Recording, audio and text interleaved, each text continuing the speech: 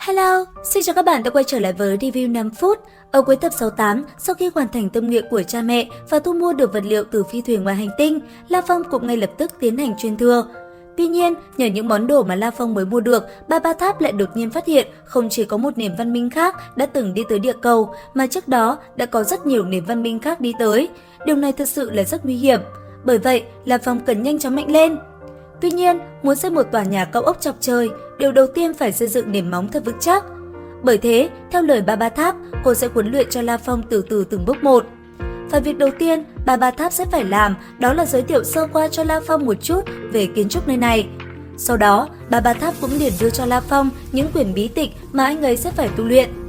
Tiếp đến, Ba Tháp giới thiệu cho La Phong biết chủ nhân có 9 nô lệ bất hủ.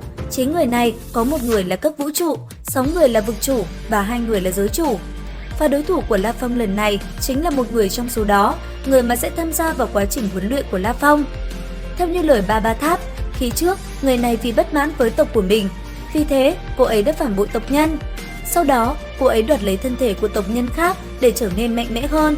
Và cuối cùng, sau một thời gian tu luyện, cô ấy cũng trở nên mạnh hơn và trở thành cường giả. Thế nhưng, dù cho là vậy, vẫn bị chủ nhân khống chế và trở thành nô lệ. Tuy nhiên, dù sao cô gái kia cũng tồn tại mấy ngàn vạn năm, bởi vậy, đối với La Phong cũng là cực kỳ nguy hiểm. Còn La Phong, sau khi nghe Ba Tháp giải thích về đối thủ của mình, anh ấy vô cùng kinh ngạc. Tuy vậy, muốn truyền thừa, anh ấy vẫn phải vượt qua. Và với suy nghĩ ấy, La Phong rất nhanh đã tiến về phía trước. Tuy nhiên, ngay khi anh ấy bước tới, cô gái kia cũng đột ngột thức tỉnh, sau đó cất lên những tiếng gầm vang để mạnh mẽ. Sau đó, khi thân thể ổn định trở lại, cô gái kia cũng liền phóng người lên cao. Nhìn La Phong, cô ấy liền cảm nhận trên người anh ấy tồn tại khí tức của chủ nhân. Bởi vậy, cô ấy liền hỏi La Phong là ai. Tuy nhiên, ngay khi La Phong còn chưa kịp trả lời, cô gái kia đã ngay lập tức phóng thẳng về phía La Phong mà đánh. Còn Ba Tháp, chứng kiến cảnh tượng vừa rồi, cô ấy chỉ biết nhắc nhở La Phong phải cẩn thận mà thôi. Còn cô gái kia, chỉ trong giây lát, bàn tay của cô ấy đã chộp lấy đầu của La Phong và tấn công mạnh mẽ. Tuy nhiên, La Phong cũng rất nhanh lùi lại. Cầm thanh đao sắc nhọn trong tay, La Phong cùng cô gái kia liền chiến đấu một trận hết sức mãn nhãn.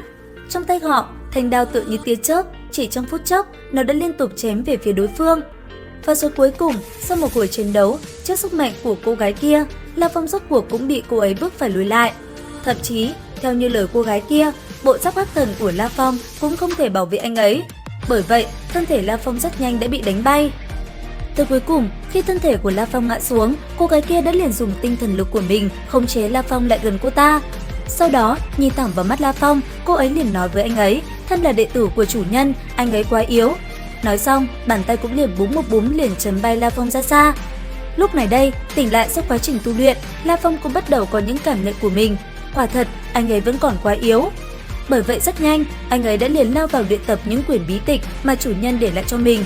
Không như thế, mặc cho thời gian trôi qua, La Phong vẫn vô cùng miệt mài và chăm chỉ luyện tập. Rất nhanh, rất nhiều bí tịch đã được anh ấy đọc qua. Không chỉ vậy, có rất nhiều thứ cũng được anh ấy tiếp thu một cách sâu sắc. Và tới cuối cùng, anh ấy cũng thành công nhận được truyền thừa hồn ấn tới từ sư phụ của mình. Nên theo đó, trong cơ thể anh ấy cũng thay đổi rất nhiều. Hơn nữa, trải qua quá trình tập luyện, cơ thể và xương cốt của La Phong cũng dần trở nên cứng cỏi hơn. Bởi vậy rất nhanh, La Phong đã liền trở lại và chiến đấu với cô gái kia một lần nữa. Tuy nhiên, cũng trong lúc La Phong đã hoàn thành quá trình luyện tập của mình, ở một nơi xa, lúc này đã phát sinh một biến cố lớn.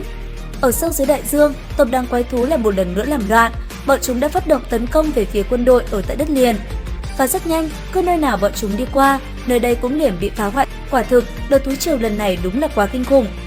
Đến đây thì hết tập 69 Thôn Vệ Tinh Không. Xin chào và hẹn gặp lại các bạn ở những video tiếp theo.